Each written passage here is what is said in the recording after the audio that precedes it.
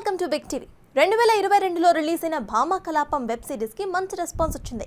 ప్రియమణి ప్రధాన పాత్రగా వచ్చిన ఈ సిరీస్ వ్యూస్ పరంగా రికార్డ్స్ క్రియేట్ చేసింది. 2 ఏళ్ల తర్వాత దానికి సీక్వెల్ గా భామా కలాపం 2 వచ్చేసింది. మరి ఈ సీక్వెల్ ప్రేక్షకులను ఎంతవరకు ఆకట్టుకుంది అనేది ఇప్పుడు చూద్దాం. మొదటి భాగంలో అనుపమ యూట్యూబ్ ఛానల్ స్టార్ట్ చేసి అందులో తన వంటలను అప్లోడ్ చేస్తూ ఉంటుంది. 200 కోట్ల విలువైన కోడిగుడ్డు మాయమవ్వడంతో అనుపమతో పాటు ఆమె ఫ్యామిలీ మొత్తం కూడా ఇబ్బందుల్లో పడుతుంది. ఆ కష్టాల నుంచి ఆమె కుటుంబం ఎలా బయటపడింది అన్నది భామా కలాపం స్టోరీ. ఆ తర్వాత ఇల్లు మారడం నుంచి భామా కలాపం 2 స్టార్ట్ అవుతుంది.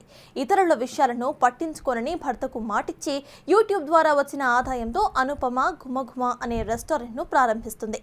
తన వ్యాపారంలో పని మనిషి శిల్పను భాగస్వామిగా చేసుకుంటుంది. ఆ తర్వాత కుకింగ్ ఐడల్ 2023 అనే నేషనల్ లెవెల్ కుకింగ్ కాంపిటీషన్ కు అనుపమ అప్లై చేస్తుంది. ఈ కుకింగ్ ఐడల్ ట్రోఫీతోనే డ్రగ్స్ స్మగ్లింగ్ చేయాలని ప్లాన్ చేస్తాడు బిజినెస్ మ్యాన్ ఆంథోనీ లోబో. అయితే ఈ డ్రగ్స్ ను అనుపమ ఎందుకు కొట్టేయాల్సి వస్తుంది? ఆ దొంగతనం వీరి జీవితాలను ఎలాంటి పరిస్థితుల్లోకి తీసుకువెళ్లి పడేసింది? ఇంతకీ అనుపమ ఈ పరిస్థితులన్నింటి నుంచి ఎలా బయటపడింది? ఇందులో సీరత్ కపూర్ పాత్ర ఏంటి అనే ఆసక్తికరమైన విషయాలు తెలుసుకోవాలంటే సీజన్ 2 చూడాల్సిందే. మొదటి భాగం గుడ్డు చుట్టూ తిరిగితే రెండవ భాగాన్ని కోడి పుంజు చుట్టూ తిప్పాడు దర్శకుడు అభిమన్యు తడిమేటి. అలాగే భామా కలాపం కేవలం ఒక అపార్ట్మెంట్లో జరిగే మర్డర్ మిస్టరీ అయితే రెండో భాగం మాత్రం హైయెస్ట్ థ్రిల్లర్గా రూపొందింది.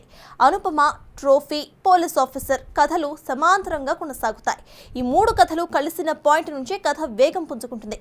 సాధారణంగా ఇలాంటి హైయెస్ట్ థ్రిల్లర్ సినిమాలకు దొంగతనాన్ని ఎలా ప్లాన్ చేశారు అన్నదే ఆయువు పట్టు లాంటిది. కానీ డైరెక్టర్ ఈ విషయంలో కాస్త వెనుకబట్టటుగా అనిపిస్తుంది. ఆ దొంగతనం ఎపిసోడ్లో ఏం జరగబోతోంది అన్న విషయాన్ని ప్రేక్షకులు ముందుగా అంచనా వేసే అవకాశం ఉండటంతో అంతగా ఎగ్జైటింగ్గా అయితే అనిపించదు. కానీ దొంగతనం చేసిన సమయంలో ప్రియమణి, శరణ్య సీన్స్ మాత్రం భలే నవ్విస్తాయి.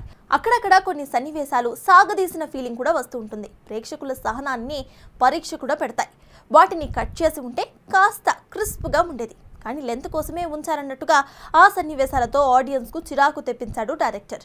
ప్రీ క్లైమాక్స్లో ఊహించని ట్విస్ట్ ఇచ్చిన డైరెక్టర్ ఆ తర్వాత కోడిపుంజు బొమ్మ ఏమైంది అన్న విషయాన్ని ప్రస్తావించలేదు. కానీ చివరిలో భామా కలాపం 3కి మాత్రం లీడ్ ఇచ్చాడు. దీంతో మళ్ళీ అనుపమ విదేశాల్లో ఏం చేయబోతుంది అన్న క్యూరియాసిటీ పెరిగిపోతుంది.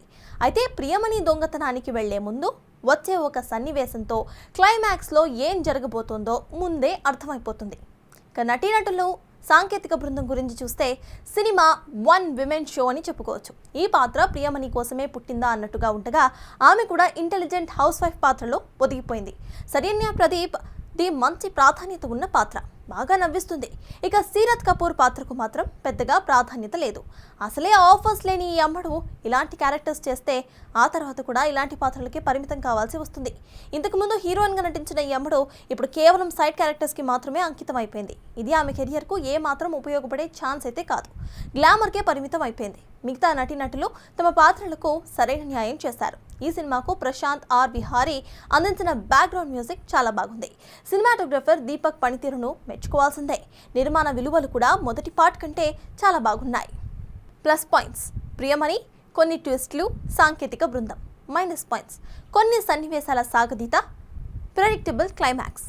ఈ వీకెండ్కు మంచి టైం పాస్ భామా కలాపం 2.